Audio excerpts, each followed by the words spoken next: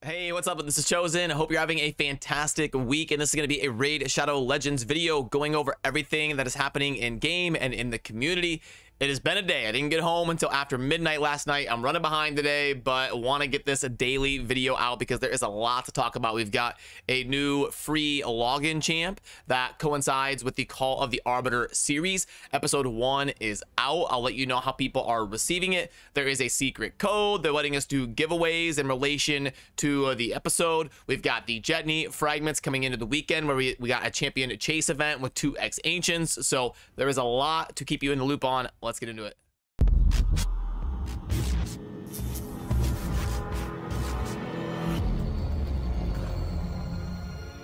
Alrighty, which by the way, I didn't even mention the Forge Pass. We've got a new set with a new Forge Pass, so yeah, there is a lot to talk about here. Now, the most important thing, or the most like buzzworthy thing happening today, is the Call of the Arbiter series is actually live on Plarium's official Raid Shadow Legends YouTube channel, and episode 1 surrounding Galek is live, and you can actually watch it now. Now, I did already watch it, and I want to do a dedicated video on all of the stuff going on with Call of the Arbiter. But in purpose of this video, cover your ears if you don't want spoilers. I'm going to talk about the code chase.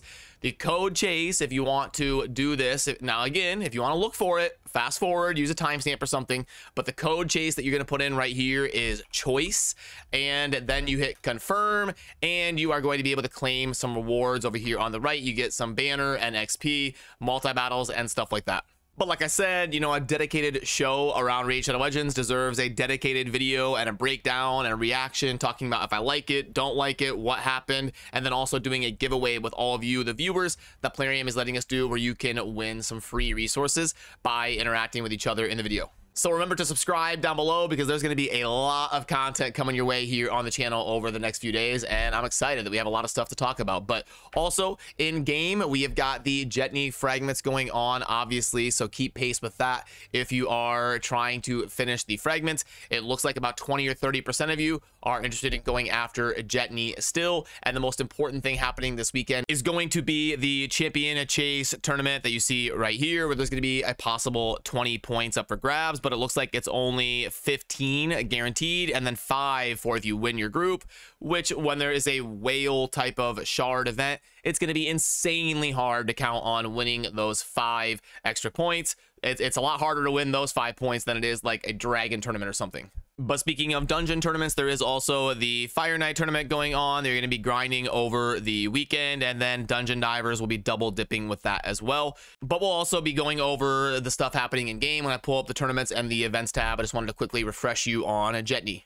And no, I'm not avoiding the free champion here the day we log in. We will get to that here in a little bit because that deserves a bigger discussion. But there's also a Forge Pass coming live right now around the new Righteous set. This is the set launching with Call of the Arbiter, the Righteous with 10% speed and 40 resistance. Now, it's a decent set. It's a decent filler set. I don't know that it's as hype of a Forge Pass as like Bolster or something, but we will get a dedicated breakdown of the Forge Pass and the value and all of that. I'll do an article and a dedicated video for the website and everything. So we'll definitely get a lot of content out to keep you in the loop on the Forge Pass.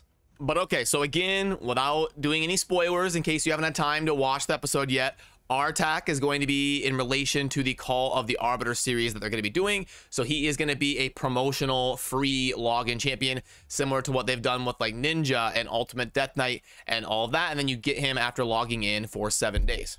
And he is going to be a legendary orc that is magic affinity and an HP scaling champion. And today is honestly my first time kind of going over him as a champion. We need to get him added to the tier list and everything. There is lots to do around Raid. And this is exciting because anytime you have an AoE A1, there is lots of utility and options there. And this is also going to be an HP burn debuff extension by 1 turn that scales with HP. The A2 is another AoE. We've got every single ability here that is AoE with a free champion. So great if you're trying to get through some Doom Tower waves, throw them in a stun set. Great for faction wars, stun set, try to unlock any new content. So for anybody that's still in the progression phase of their account, good opportunity here to get a lot of progression out of this champion. But anyway, the AoE A2 here is going to instantly activate HP burn on each enemy before attacking, and then also can be booked up to 100% chance of placing the big version of decrease attack on all enemies for 2 turns. And then the A3 is going to be a multi-hitter AoE that can be booked up to 100% chance of placing HP burn. So it's always great when a kit synergizes with itself. So I think that's good champion design so far. And then we're also going to restore the champion's destroyed max HP, which is a new mechanic that Plarium is trying to get introduced more into the game, like with Marichka and stuff like that. They're trying to do some of the destroy HP and then recover destroyed HP and all of that with some of the new champions they're releasing in the game. And our attack is going to be just like that. And then this second part is kind of unique and cool. Heal the champion by 5% of their max HP by each HP burn debuff attempt that is blocked or resisted by the enemy team.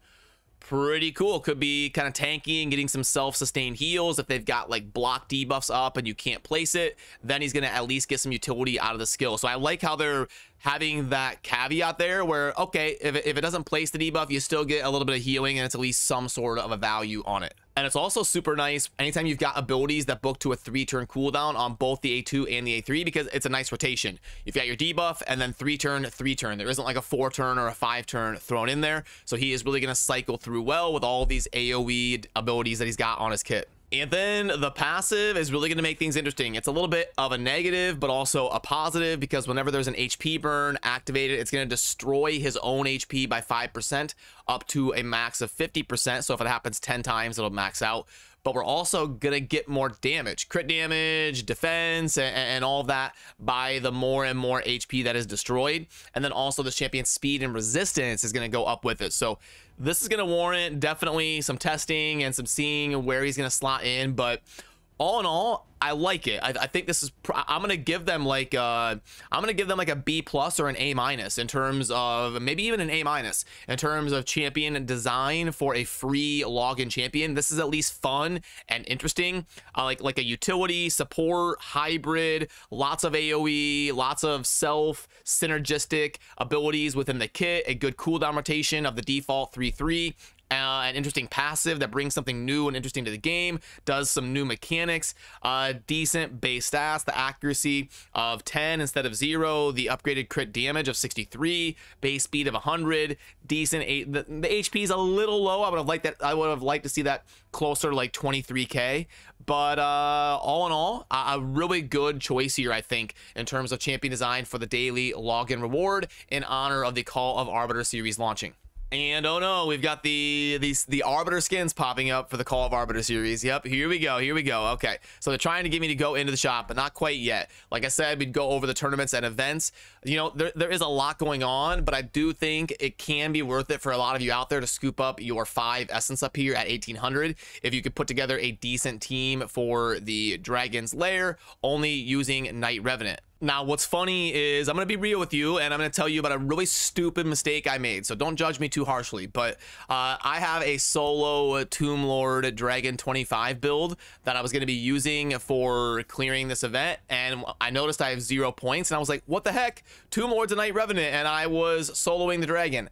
I put in food champions to level up and they aren't Night Revenant. So I screwed myself over. I should have like 1,500 points and I have 0. So don't do what I did. If you got your solo builds like Tomb Lord or Theodore or whatever going on, make sure you use food champions that are also Night Revenant. So now I'm gonna have to start from scratch and redo this because I hoodwinked myself. And then obviously tomorrow we've got the Jetney stuff that we showed on the calendar with the Fire Night tournament that will double dip with the Dungeon Divers, and then also the Champion Chase that will double dip with all of the events we covered yesterday with the 2x Ancients and the 10x for Ragash.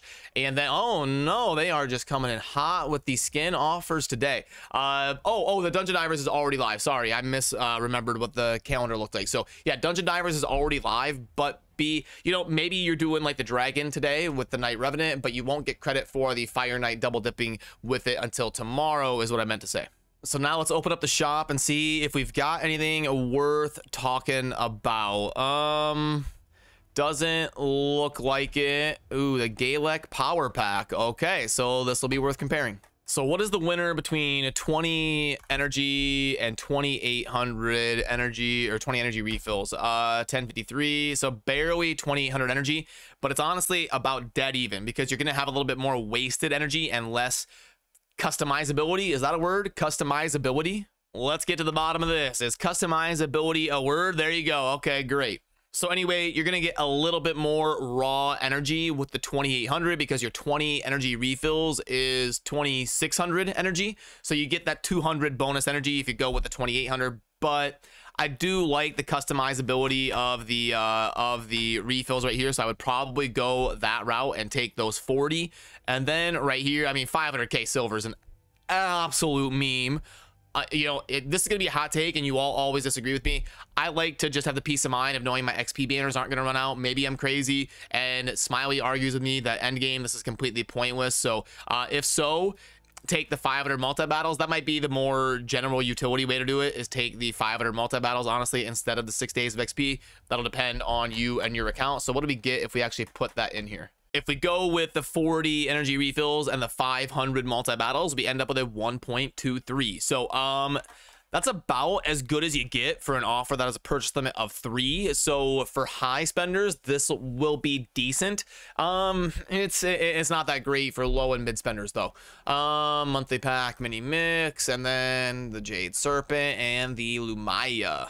From the polling I've done here on the channel, it's usually about 1 to 5% of you that are interested in buying skins at like a $20 price. So yeah, I don't think a whole lot of purchase is going to be happening. I think these should be like $5 to $10 personally, but at least they're coming down from the 50 that they used to be.